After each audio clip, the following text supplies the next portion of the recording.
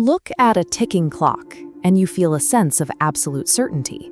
But the true terror of Salvador Dalí's most famous painting isn't the bizarre landscape or the strange, fleshy creature. It is the terrifying realization that the most trusted physical law of our universe can simply give way. We rely entirely on mechanical time to order our waking lives. The ticking of a watch dictates when we wake, how we build our cities, and how we measure our existence. It is the invisible grid that holds modern society together. In 1931, Dalí painted The Persistence of Memory. In one stroke, he took this universal symbol of human control and rendered it completely impotent.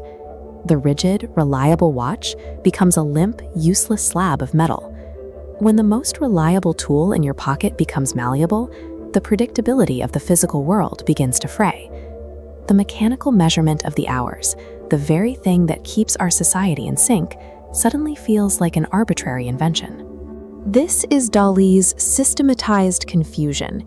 He is using his technical skill to launch a deliberate attack on the most trusted physical law of the universe. The architect of this psychological collapse is Salvador Dalí. While other artists were trying to capture waking life, Dalí was on a deliberate mission, bypassing logic entirely to capture the raw, unfiltered imagery of the human mind. He developed a technique he called the paranoiac critical method. He would induce hallucinatory states, often by waking himself right at the edge of sleep, to access his subconscious. Yet he documented these visions with the precise, deliberate skill of a classical master. This approach mirrored the work of Sigmund Freud. Dalí treated his dreams as a secondary, tangible reality, material that could be studied, sketched, and documented with scientific rigor. The origin of these specific melting clocks, however, was incredibly mundane. One hot summer evening after dinner, Dalí sat observing a wheel of overripe camembert cheese slowly melting in the heat, and the visual stuck in his mind. He walked into his studio and applied that soft, oozing texture to the rigid pocket watch. He wasn't attempting to paint the physical world at all. He was painting the exact psychological moment when logic succumbs to the delirium of a waking dream. For decades, academic critics have argued that these soft watches represent Albert Einstein's mathematical theory of relativity. Dalí explicitly rejected this idea. The math of physics held no interest for him here. A much closer explanation lies with philosopher Henri Bergson and his concept of duration. Bergson argued that real time is a subjective, internal flow of experience, rather than a series of measurable, mechanical ticks.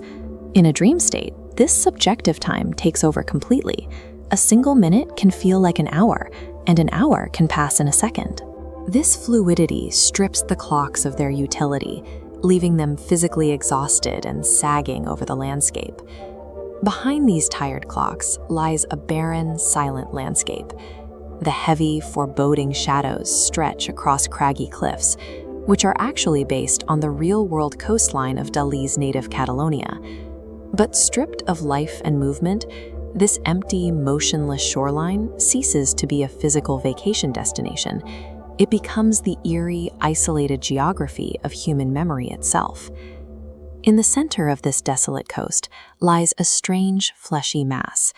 When you look closely, distorted human features emerge: a closed eye with long, heavy eyelashes, and a thick, snail-like protrusion creeping from what might be a nose. This creature is widely considered to be an abstracted self-portrait. It represents the artist's own collapsed, dreaming mind, washed up vulnerably on the shores of the subconscious, completely surrendered to the dream. Yet, in the bottom left corner, there is a sharp structural contrast. A single, closed, orange pocket watch rests on a wooden ledge. It is the only object in the entire painting that retains its rigid, mechanical shape. But this symbol of strict time is swarming with black ants. Ever since a childhood incident involving a dead bat, Dalí continually used insects in his art as a symbol for death, rot, and deep psychological anxiety. Dalí is showing us a hierarchy of power. While time might lose its authority in the dream world, the creeping, inevitable process of physical decay remains absolute. All of this brings us back to the viewer. Why does a tiny 9 by 13-inch painting from 1931 still possess the power to deeply unsettle us today? We live in a world more driven by clocks than ever before. We are surrounded by rigid schedules, digital alarms, and constant deadlines. Our environment is highly structured and entirely mechanical. This diagram shows how we measure our days, a sequence of equally spaced, predictable intervals. But actual human experience defies this. Think of the long, drawn-out process of aging, the sudden flash of a traumatic memory, or a few minutes of high anxiety. In those moments, our internal reality feels exactly like Dalí's melting clocks. Human consciousness cannot be contained by strict mechanical measurement. Our minds naturally warp and bend reality, stretching or compressing time based entirely on our emotional state. Dalí captured the exact moment time lost its authority. We still remember this image because deep down, we already know that time is never as solid as it looks.